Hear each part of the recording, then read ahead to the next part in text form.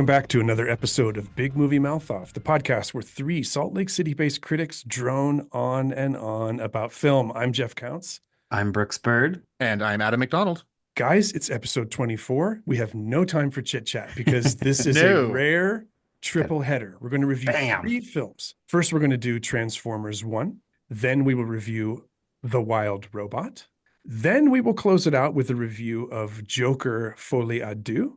We'll finish the episode, though, with our Guilty Pleasures Courtroom edition. Films that have a prominent courtroom scene in them.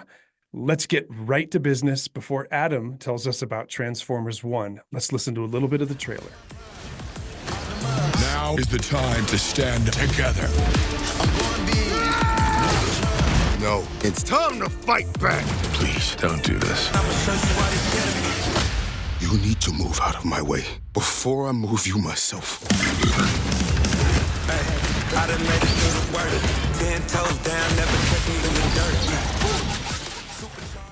Okay, Adam, tell us what this one's about. All right. Well, this takes place fully on the Transformers homeworld of Cybertron.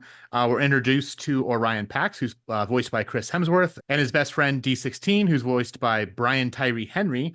They were born without cogs, which is what lets them transform. So they're kind of in the lower caste system of the social structure there. They are forced to mine energon, which they need to survive. There was a big war that stopped the flow of energon, but they're always looking for more, especially Orion Pax. So he, D16, and their former boss, Alita, and their fellow slave B-127, voiced by Scarlett Johansson and Keegan-Michael Key, respectively, head to the surface to try to find the lost legendary matrix of leadership. They get up there, and things don't really go as well, and everything they learned about life, they know is a lie. And so they now have to race together to save Cybertron from the real evil that's been in the background the whole time.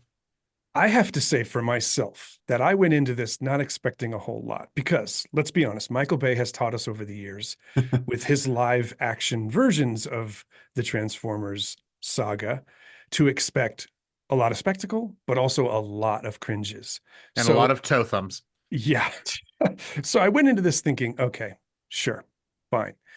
I think the first thing about it that we got to talk about is the move from live action to animation. A lot of people online are talking about what a stroke of genius that was for this franchise. I agree. Brooks, you're nodding. What do you think? Well, I mean, obviously have been very hindered with their storytelling with the live action movies. It's only worked a handful of times. Okay, maybe twice. The first one, fine. I'll give Michael Bay the first Transformers movie and Bumblebee. And that's it. Yeah, We've gotten 2 good live action movies, and I think there's 6. Yeah. At least 6 or 7. It feels like 20. 20 hours. It feels as long as another movie we're going to talk about.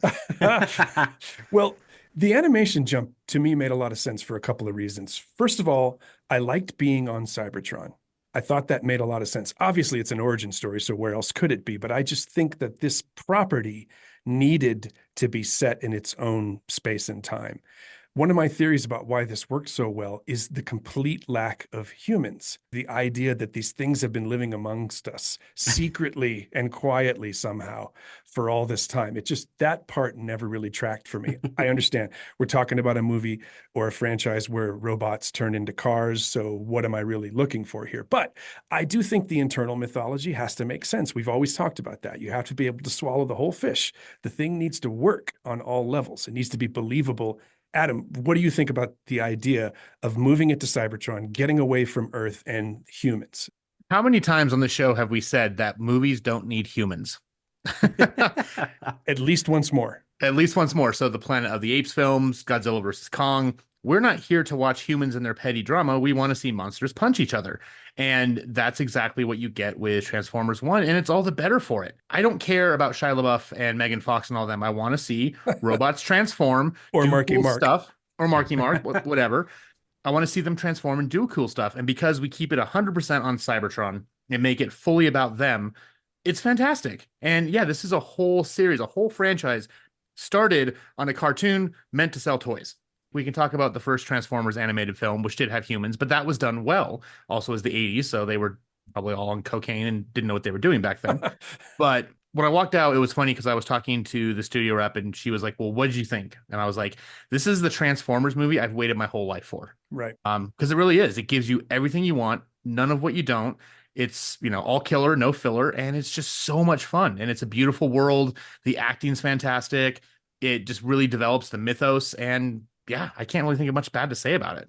I'm so glad you mentioned the Godzilla Kong thing that we reviewed a few episodes ago. And Brooks, you and I didn't agree a whole lot about that movie. But one of the things I disliked about it was, as Adam said, the humans. And I thought particularly Brian Tyree Henry was not put to very good use in that. Now, in this, as D16, on his descent to becoming Megatron, I think he's brilliant. I'm going to nominate him for a Vice Martin Award when we get to the UFCA at the end of the year. I think Brian Tyree Henry is the heart of this movie. What do you think, Brooks, about the voice acting? I mean, everybody was great. You got Chris Hemsworth. I mean, we all know he can be funny. Even going back before Thor, he was in Cabin in the Woods and he was hilarious in that. And you've got, yeah, Brian Tyree. He's just so good in this. And I mean, Scarlett Johansson, yeah, she's just kind of playing Scarlett Johansson, but that's fine because at least we know who she is and you know what you're going to get. Keegan Michael Key is kind of just playing himself as well, but it works so well in this. And he has probably the funniest joke arc I have seen in a movie in so long with that catchphrase that was so obnoxious when he first started doing it. And then it pays off. And it was just a miracle of filmmaking right there. I loved how Keegan Michael Key played Bumblebee so chatty because Bumblebee in Mm-hmm. the Michael Bay movies is mostly silent, as we all know. That's part of the whole lore of that character. I loved how chatty he was. Adam, what did you think about the jokes? Brooks talked about how funny Hemsworth is. I thought the script as a whole was so much better than anything Bay's ever given us. I think the director of this was Josh Cooley, right? And Mm-hmm. I feel like his command of the material from the first minute was just so much better than anything we've gotten recently. Exactly right. And the jokes landed. They were funny. They weren't just, oh, hey, we're going to throw in a fart joke for the kids. It was, and again, there's nothing wrong with a good fart joke unless you're Kung Fu Panda 4 and you can't even pull that off. That was the only part I laughed at. No, see, that was the one of the many parts I did not laugh at. But I love it when they know they don't pretend the audience is dumb. So yeah, they're Yeah. gonna have the little one-liners like Bumblebee's little catchphrase. And at first you're like, ugh, like you said, Brooks, but then you're like, oh, I get it now. But it was legitimately heartfelt. And when you have the authenticity behind it, your jokes and everything else is going to land smoothly in the way it's supposed to. So yeah, I mean, for me, I don't think I'd put it up there for best script or screenplay. I don't think it was up to that level. But that being said, with the exception of another movie we're going to be talking about shortly, this is one of the better screenplays for animated movies this year. Definitely. I agree. I think the animation class is really strong this year, and we'll talk in a few minutes about why. I feel like the animation of this project was really well done. I didn't think they took big chances. There's nothing new about it. It's pretty straight down the middle in terms of the risks they take with the animation. They want you to see it for what it really is. But did you guys think that the way it was drawn was worthy of the story? I did. I thought it felt pretty perfect as far as that goes. Like it wasn't super flashy, and it really could have been. I mean, we've already mentioned the director, Josh Cooley. He's worked at Pixar like for the last 20 years. He kind of He earned his directed- bones in the Yeah, he animation world. directed Yeah. Toy Story 4. And I mean, to manage to pull a forquel that well, and then now this, like he knows what he's doing. Yeah, and I really enjoyed the fact that when they're in Cybertron, like underneath the planet where the city is, it feels like you're in Tron almost. Like it's Yeah. bright, it's colorful, there's Mhm. electricity, lasers, and then when you get to the surface to see what actually happened and to learn the actual history of Cybertron and everything else, like you have more pastels popping up. And so the art style is very, very unique and different depending where in the world they are. So it made it feel like you really were on this alien place that really was their homeland and where they should be. But because of what's happened there now, even the people who are the upper caste, they're still technically imprisoned below the surface. So it was really great to see a foil between the two settings that made it very, very distinct and unusual. So In the interest of keeping things tight on this very busy episode, I want to jump right to scores on this one. Brooks, what did you think of Transformers 1? To get as cliche as you can, this movie is way more than meets the eye. And I'm giving it a Stop it, you. good 3.5. 3.5. All right. It's not Well, completely perfect, but man, it comes so close. Adam, where are you? So I'm at a 3.5 as well for everything we've already talked about. My only small complaint is when Dee does the whole turning to the dark side thing. I felt it was a little bit more forced, that it was like an instant like snap of the fingers and now I'm going towards the evil side. I get why. I understand from, if I was in his shoes, would I have done something differently? Maybe not. But it was very much Revenge of the Sith, Anakin Skywalker to Darth Vader in a half of a second of a scene. So that's my only True. complaint. But in a movie this amazing, that's a really small complaint, and I absolutely loved it. So I agree that his descent was a little rushed. I thought with the pacing of this film overall, they didn't really have much choice on that. I think the work was done to set it up, but it did feel a little rushed to me as well. To me, yeah, this is a 3-star movie. I think it is so good. I was so enthusiastic about it. I think I might have scored it higher if we weren't going to also be talking about the wild robot. We'll get there in a moment, but I'm at 3 stars. Brooks, 3.5. Adam, 3.5. as I said, the animation class of this year's awards contenders is really, really good. Let's move from Transformers 1 to The Wild Robot. We're still talking about robots, but an entirely different kind of story. Before Brooks takes us through that synopsis, here's some of the trailer. Processing language. You need to learn how things work on this island.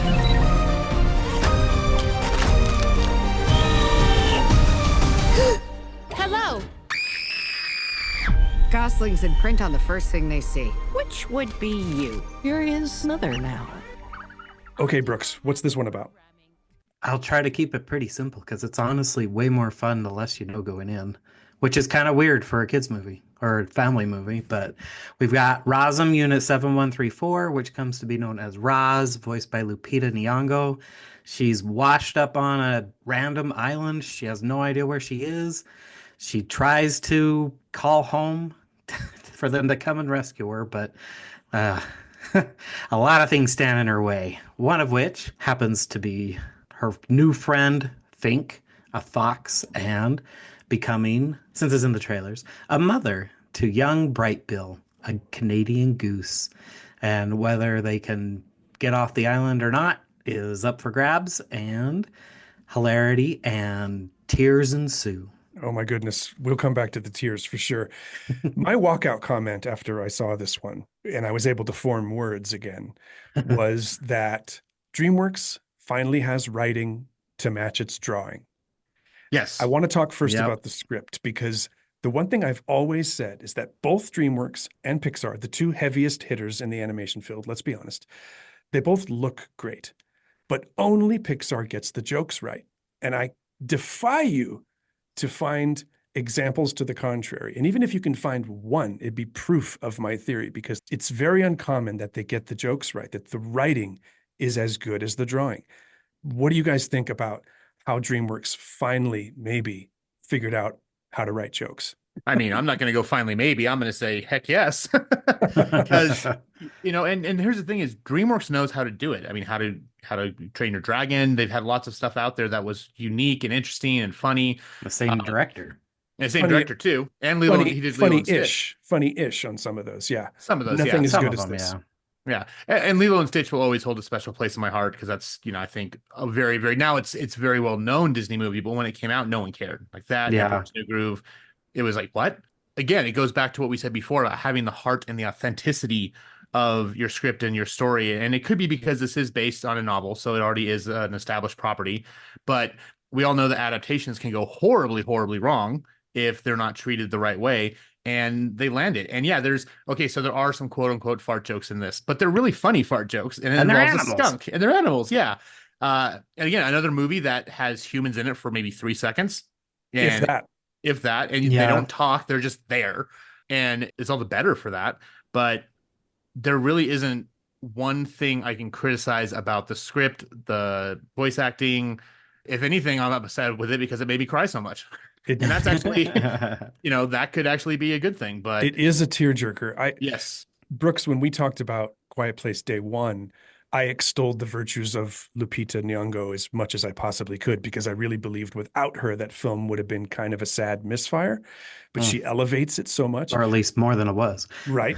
Honestly, this movie didn't need to be elevated. It's so good, but her performance as Roz, talk about that, how great she is.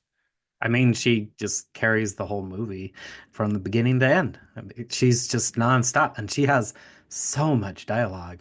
So she could have very easily become quite annoying, and she even gets to play a dual role. So, Right. I mean, it's the same robot, just a different version, but still. And then you've also got the rest of the cast. I mean, Pedro Pascal, you'd never know it was him in a million years. No, He's amazing. he really steps outside of what we know of him to do this. He's not Joel or the Mandalorian in this at Mm-mm. all. He's very much this fox, and he voices it in a way that's so charming and so endearing. I Mhm. mean, you want him to be your friend too. Adam, what did you think about the cinematography, how this movie looked? There's one scene in particular where Roz is falling down the side of a mountain and the light on her is sort of rolling with her as she falls. It's gorgeously shot or drawn, however you want to use the word, right? Yeah, and they made some really, really interesting choices that I absolutely love. So the fact of the matter is that she is this metallic creature. She is a robot. And if you look at all of her animation, it is very, very specifically what we expect from 3D animation. It's Mhm. very sharp, it's very shiny, it's very on point. It's like what you would expect to see in any one of these types of movies. But when you look at any of the animals, and again, there are many of them, they soften them. So you see almost, oh, it's almost a bit ephemeral. I'm thinking very specifically of when the fox has the house and he goes and lays in the basket with the grass. Like it looks like he's sitting on a cloud. It does. Mhm. Yeah. They're like animated drawings Yeah, Yeah. kind of like what you think of with paintings. Spider-Verse. Yeah, Yeah. animated paintings, exactly. And so that was a very unique choice to show that she really is an outsider in this world. And it's no wonder they're scared of her. It's no wonder Mm. that they think she's some kind of monster until she proves she's not. And we know that that's going to happen. But it felt like it was an summer tentpole blockbuster, the way it was shot, not really shot, but created in the Right. cinematography in an intimate world. We talked, many times about a small story on, a large setting. This is, I feel, a large story in a small setting because everyone matures, everyone changes. And I love the fact that you talked about some of the voice actors, and we're being kind of cautious about who we talk about because at the end of the movie, credits rolling, I'm like, oh, I didn't know that was that person. Exactly. Like, I Mhm. knew who Kit Connor was because I'm a simp. But aside from that, like, there was a character I was like, oh, she's in this? That did not sound like her. You're talking about the Um, possum. We won't give it away, but the don't go to possum, sleep on that character. the bear. I Mhm. didn't know who the Oh, bear yeah. was. Yeah. Very classic voice actor, but I had Yeah. no clue who they were. So yeah, go in not knowing who people are because it's a lot more fun to be surprised at the end. Because I will always say with voice actors, and I hung out with them all weekend at FanX, by the way. They're ADHD theater kids. They're fun if you don't know any. I love it when a character actor disappears in their character Yeah. just as much as an actor in a live action movie does the same thing. Yeah. We've mentioned the tears a few times now. And what I love about the heartstring pulling of this movie is that it doesn't feel cheap. It doesn't feel gratuitous. It all happens when it should, and it feels very real. I'll cry in any movie. I'm all in when I watch a film. Oh yeah, But none of the tears felt like they were being extracted from me. It felt very natural, and I appreciated that. I want to chat with you guys for a second before we go to scores about whether or not you think this film should get a nod for Best Picture. Now, that's only happened 3 times. So the Animated Feature Award started in 2000 or something like that. And only 3 times has one of them been nominated for Best Picture. I said on my radio review that this will be the fourth.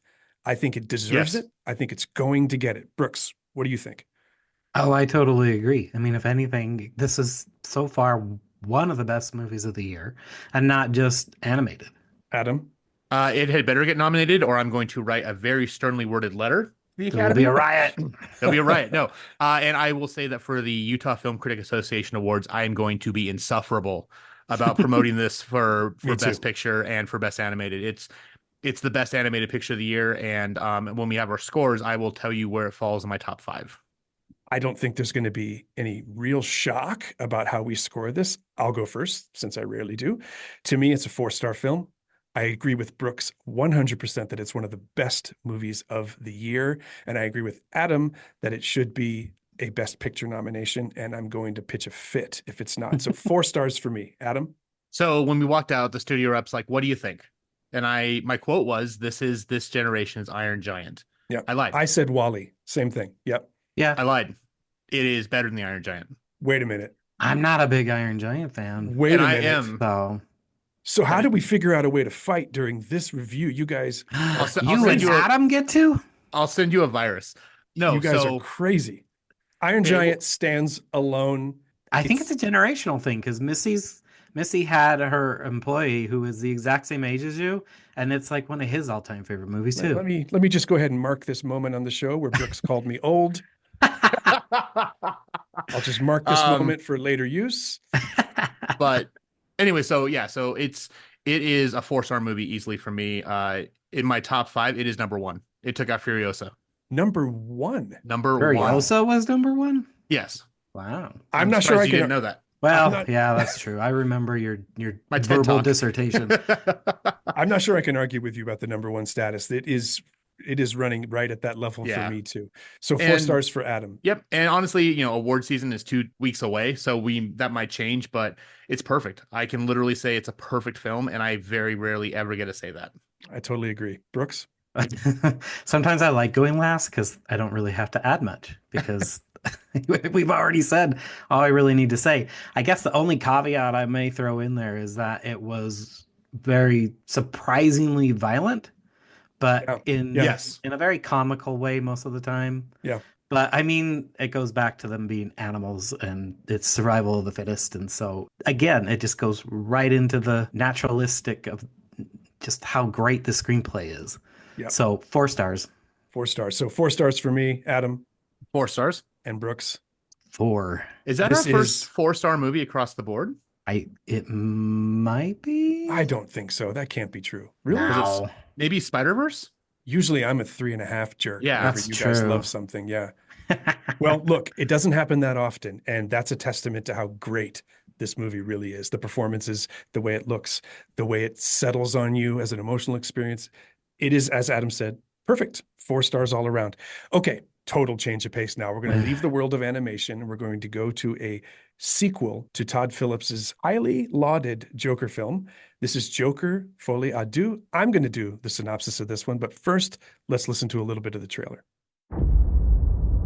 2 years ago, the name Arthur Fleck hit Gotham like a hurricane. The trial of the century. They believe Arthur Fleck to be some kind of martyr. Well, he's not. There's a monster. When you're smiling, when you're smiling, When I first saw Joker, when I saw you, the whole world smiles with you. for once in my life, I didn't feel so alone anymore. When you're laughing. Okay, Jeff, tell us what this one is about. Don't mind if I do. So, after the events of Joker, we are in Arkham Penitentiary with Arthur Fleck, the Joker. He is living a life that is half fantasy, half reality, with guards who are fascinated by him because of what he's done, but they also loathe him for his celebrity. And in the background, we're all working towards his court case, where his 5 murders will be adjudicated and his punishment will be doled out. In and amongst all of that, Harley Quinn finds her way to him, and they form a connection that gives the Joker sort of a new lease on life. Todd Phillips chose to do this movie as a sort of internal musical. We'll talk about whether or not that works now. I was nervous about this movie the minute I saw the trailer. Not because of the casting, because I actually loved the idea of Yes. Lady Gaga as Harley Quinn. I thought that was really perfect. The musical part of it, I was unsure about. I kind of wanted to see how that played out because I understand the juxtaposition of the reality and the fantasy and all of the things that are going on in the minds of these two unwell people. But I thought, on balance, that Todd Phillips' concept for this film crushed his characters. There's a moment where the Joker's in the car and he's practicing smiles, trying to be convincing. And I thought this whole movie was captured in that moment. This is a film where Todd Phillips is trying to convince us of something, and he does not succeed. Brooks, how do you feel about how Phillips's vision came to fruition? It's really interesting to think that about 2 hours into the movie, I honestly wrote down that it's better than the first one. At 2 hours in, I honestly was not hating it. I would have said because that 1 hour in. I'm curious why you felt that way after 2 hours. I am not a fan of the first one. And so I don't know. And I kind of like courtroom stuff. I used to read so much John Grisham as a kid, as a teen, actually. Well, either way. And so I like that kind of movie. But what he's trying to do, I guess, would be make a DC version of Chicago, with it being all internal. It's in their head. No one's actually singing and dancing. It's all just an inner monologue. But I mean, like, it just doesn't make any sense. One of our colleagues called it most of the singing a version of mumblecore, because sometimes they're just singing very soft and you can hardly tell what they're saying. And the only way you know what they're saying is if you know the song, because it is a jukebox musical. And so none of the songs are original. But again, none of it works, and it falls flat on its face, and it just explodes in the last 30 seconds.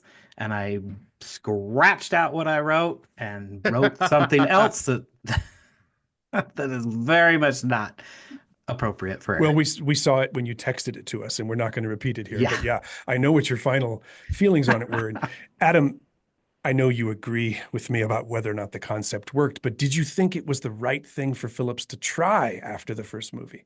No. To put it simply, I know there are some people who are upset that this wasn't the clown prince of crime that we've come to expect from the normal Batman stuff. And I actually did really enjoy the first movie.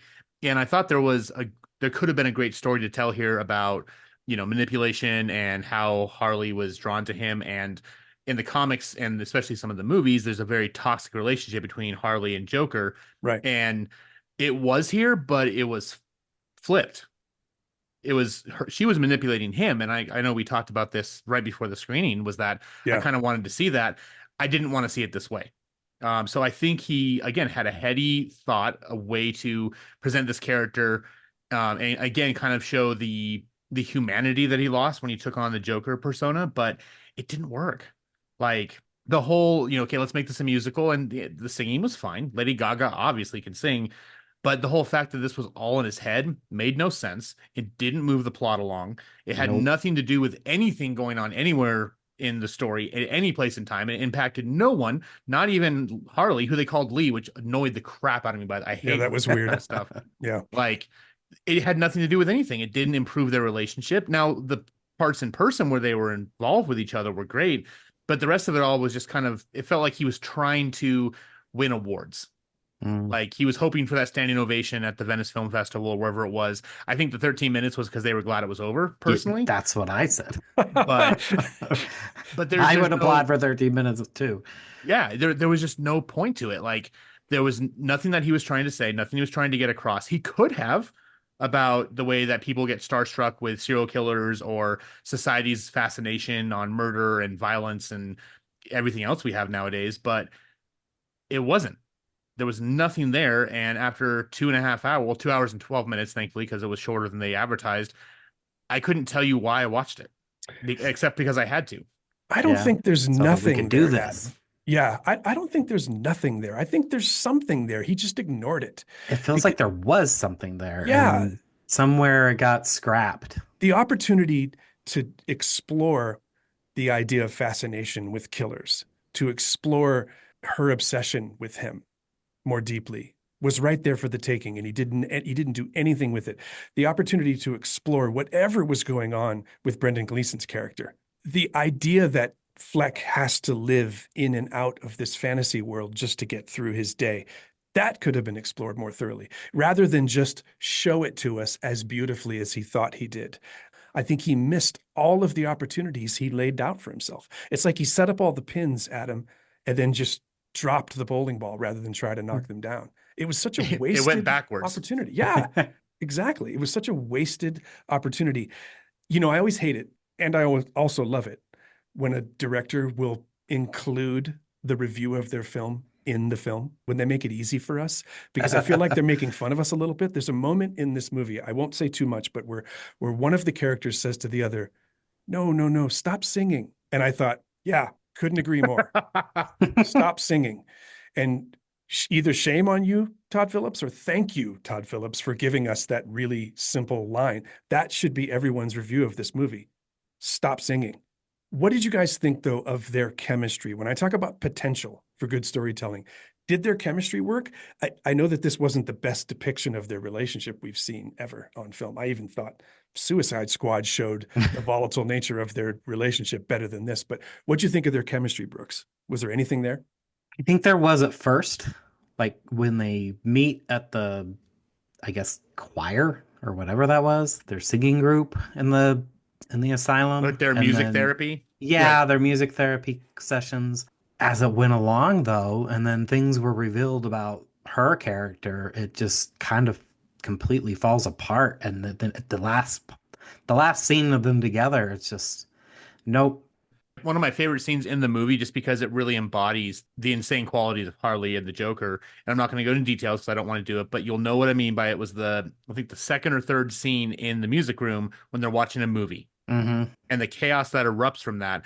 That to me was just the pure and chaos of those two characters and their relationship together wherever they've been, shown on film, TV, whatever else. Yeah.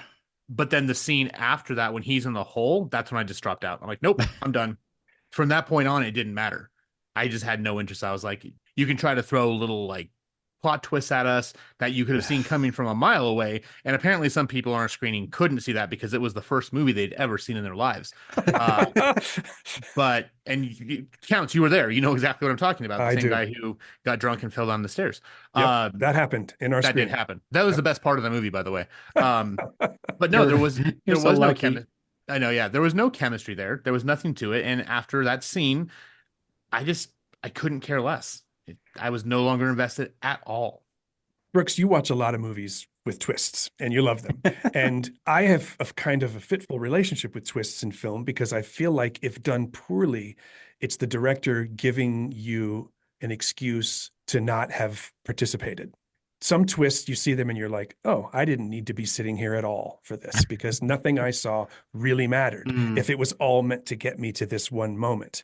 I know the twist threw you off, Brooks, but did you feel like your time had been wasted because of it?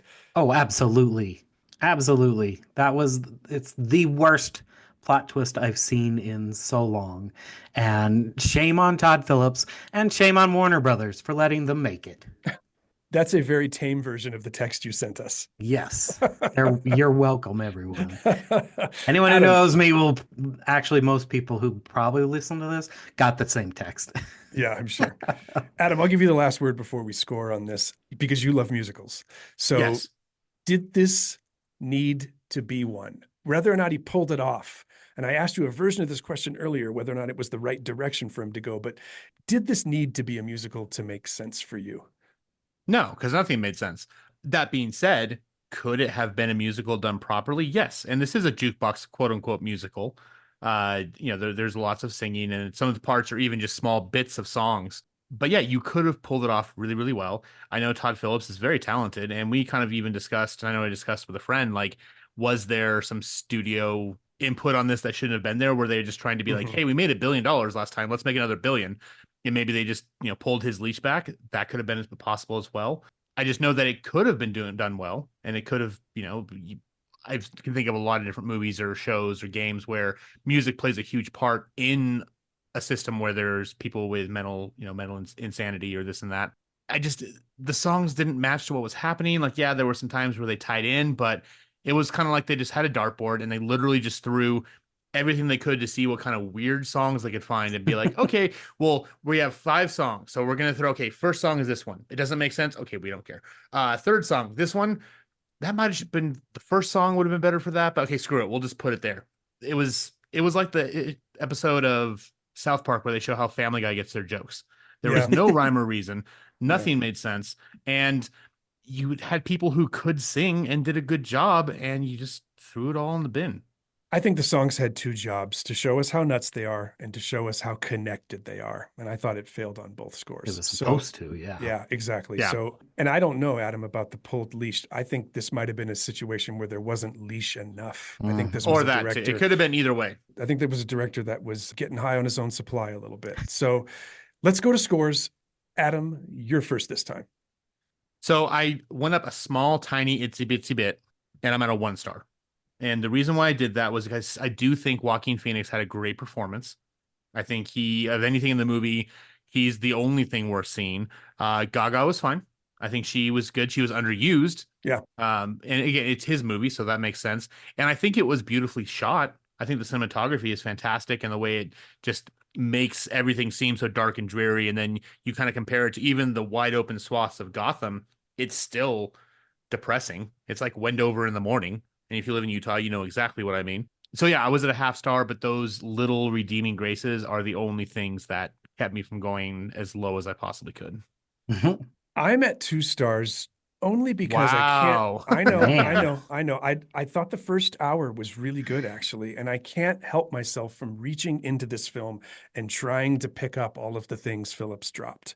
I just can't help myself. So am I giving a score based on what I wished it was? A little bit, but I'm at 2 stars and I'm sticking to it. Brooks, where are you? I mean, we all know I hate this movie with the fire of 1,000 suns. So I'm giving it 0, and that's all there is to 0. it. Ouch. I wish I had never seen this movie. So a real bomb for you. 0 Wow. stars for Brooks, 2 stars for me. Adam? 1 star.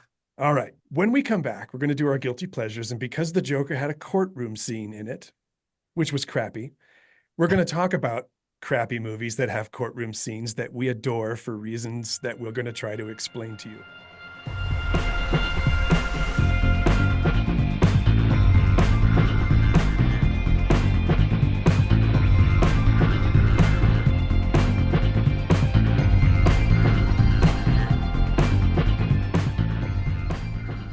Welcome back to our final segment on episode 24, Big Movie Mouth Off. I'm Jeff Counts. I'm Brooks Bird.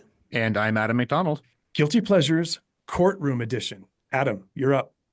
So my first job ever was working at Blockbuster. I literally started the day after I graduated high school. So of course that immediately set off renting hundreds and hundreds of movies. But one of the ones that I rented my very first year there was 1999's Double Jeopardy. Oh, nice.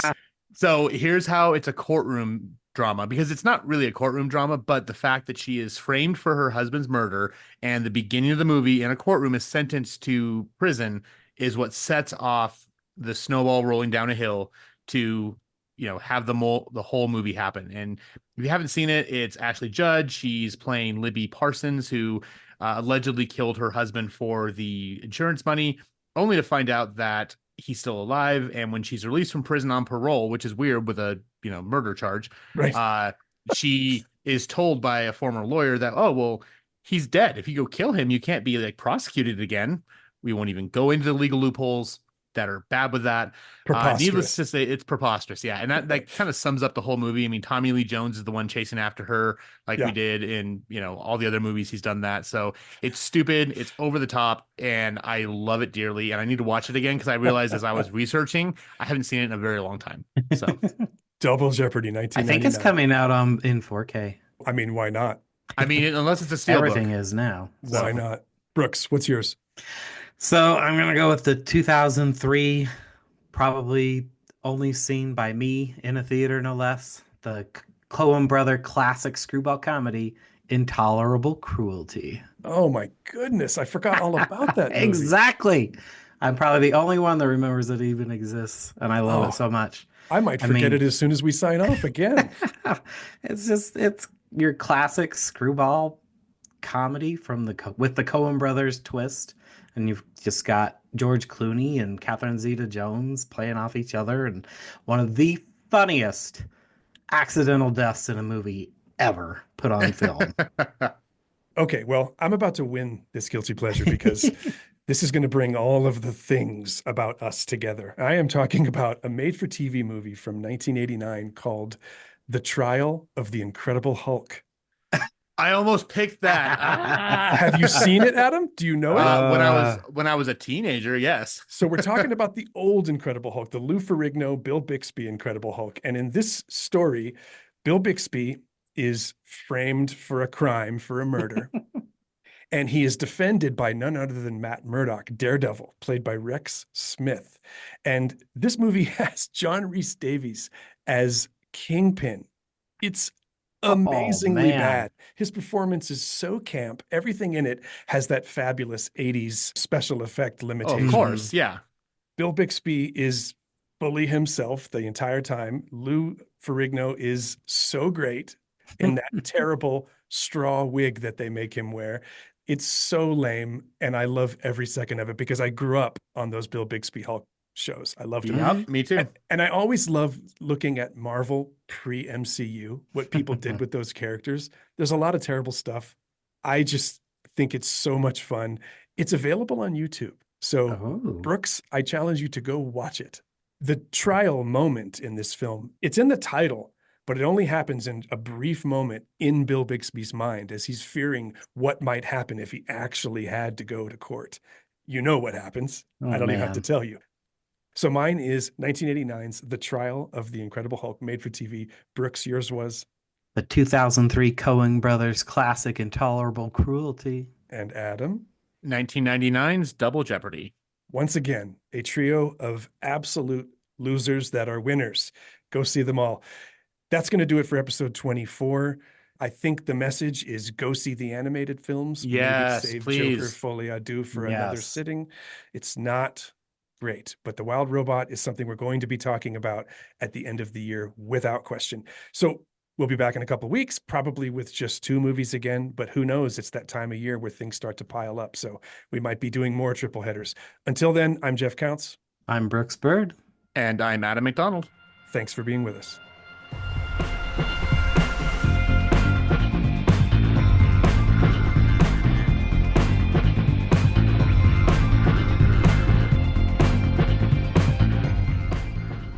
Big Movie Mouth Off was produced and edited by me, Jeff Counts, and co-hosted by Adam McDonald and Brooks Bird. Our theme music is written by Brian Z. Richards, and this show is dedicated to the memory of our founders, Jeff Michael Weiss, and my partner in crime for over 5 years, the incomparable Jimmy Martin.